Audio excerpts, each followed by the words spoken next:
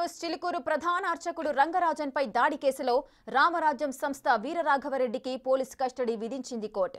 రంగరాజన్పై దాడి కేసులో రాఘవరెడ్డిని పోలీసులు కస్టడీలోకి తీసుకున్నారు. 3 రోజుల పాటు కస్టడీకి కోర్టు అనుమతినిచ్చింది. రేపటి నుంచి వీరరాఘవరెడ్డిని పోలీసులు ప్రశ్నించనున్నారు.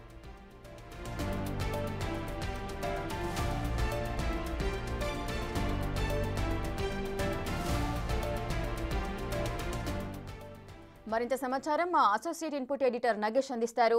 నగేష్, చిలుకూరు ప్రధాన అర్చకుడు రంగరాజన్పై దాడి కేసులో వీరరాఘవరెడ్డికి పోలీస్ కస్టడీ విధించింది. దీనికి సంబంధించిన పూర్తి అప్డేట్స్ ఏంటి? వీరరాఘవరెడ్డి రంగరాజన్పై దాడి కేసులో దాదాపుగా 18 మంది అరెస్ట్ అయ్యారు. అందులో వీరరాఘవరెడ్డి ప్రధాన నిందితుడు.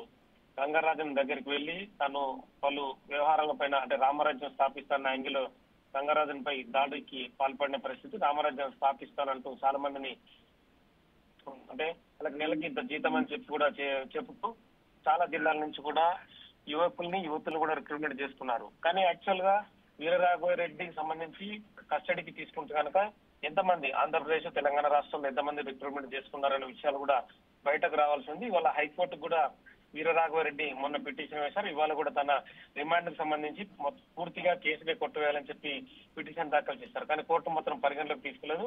వీరరాఘవరెడ్డి పిటిషన్ ని తోసిపుచ్చడంతో పోలీస్ కస్టడీకి అనుమతిస్తూ కోర్టు చెప్పింది. 3 రోజుల పాటు కస్టడీకి అనుమతినిచ్చింది కోర్టు. రేపటి నుంచి 3 రోజుల పాటు వీరరాఘవరెడ్డిని పోలీసులు విచారించున్నారు. వీరరాఘవరెడ్డి చెప్పే విషయాలను బట్టి ఇంకెంతమంది రామరాజ్యం పేరిట ఎంతమంది యువకుల్ని తను రిక్రూట్మెంట్ చేసుకున్నాడు, ఇంకా ఎక్కడెక్కడ ఇతను ఎంతమందిని బెదిరించాడు, ఎక్కడెక్కడ కేసులు ఉన్నాయి, వీటన్నిటికి సంబంధించి మాత్రం 3 రోజుల పాటు వీరరాఘవరెడ్డి విచారించనున్నారు. నగేష్, అయితే ఎవరైతే రామరాజ్యం కోసం ఎవరైతే ప్రయత్నించారో, ఎవరైతే ఒప్పుకోరో వాళ్ళందరినీ చంపడానికి కూడా వెనకాడబోవద్దు అంటూ కూడా ఎవరినైతే రిక్రూట్ చేసుకున్నారో వారందరికీ కూడా ట్రైనింగ్ ఇచ్చినట్టుగా కూడా ఆయన రిమాండ్ రిపోర్ట్ లో అయితే ఇంతకుముందు వెలుగు చూసాయి కొన్ని విషయాలు. ఇప్పుడు ఈ నేపథ్యంలో ఈ 3 రోజుల కస్టడీ ఏ విధంగా జరిగే అవకాశాలున్నాయి, ఎటువంటి క్వశ్చన్స్ అడిగే అవకాశాలున్నాయి పోలీసులు? యాక్చువల్ అయితే వీరరాఘవరెడ్డి అతని బ్యాక్గ్రౌండ్ చూస్తే కనుక ఆంధ్ర ప్రాంతానికి చెందిన వ్యక్తి. కానీ తెలంగాణ ఆంధ్ర విడిపోయిన సమయంలో ఆంధ్ర అసోసియేషన్ పేరిట తనొక స్థాపించాడు. అంటే ఆంధ్ర సెటిలర్లకు హైదరాబాద్ లో రక్షణ కల్పించాలని చెప్పి ఒక ఉద్యమం పేరిట ఆంధ్ర అసోసియేషన్ అనేది స్థాపించాడు.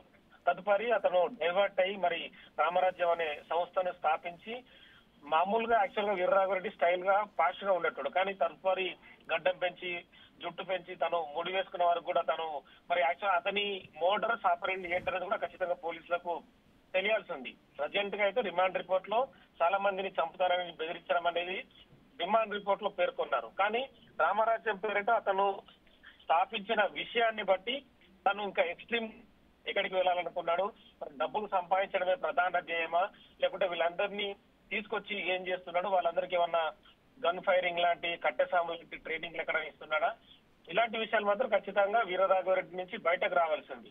ఎందుకంటే తన వెనుక ఎవరొకరు ఉంటేనే ఆ డబ్బులు కూడా చెల్లించడం వాళ్ళందరికీ జరుగుతుంది. మరి నెలకు 20,000 పైన జీతాలు ఇస్తారని చెప్పి వాళ్ళందరినీ రిక్రూట్ చేసుకుంటున్నాడు. వాళ్ళందరినీ ఒక ప్లేస్ నుంచి ఒక ప్లేస్ కు తీసుకెళ్లడం అంటే ఆషామాషి వ్యవహారం కాదు.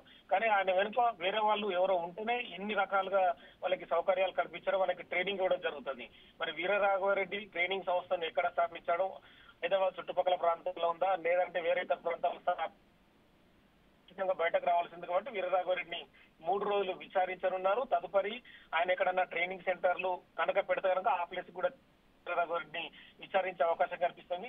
ఈ కేసులో ఇప్పటివరకు అయితే 20 మంది అరెస్ట్ అయ్యారు. ఇంకా ఎవరైనా కూడా వీరరాఘవరెడ్డికి సంబంధించి ఇందులో ట్రైనింగ్ క్యాంప్ లో చేరితే కనుక ఇతని ద్వారా వాళ్ళని ఐడెంటిఫై చేసి వాళ్ళని కూడా అరెస్ట్ చేసే అవకాశం ఈ కేసులో కనిపిస్తుంది. Right, thank you Nagesh, thanks for the details.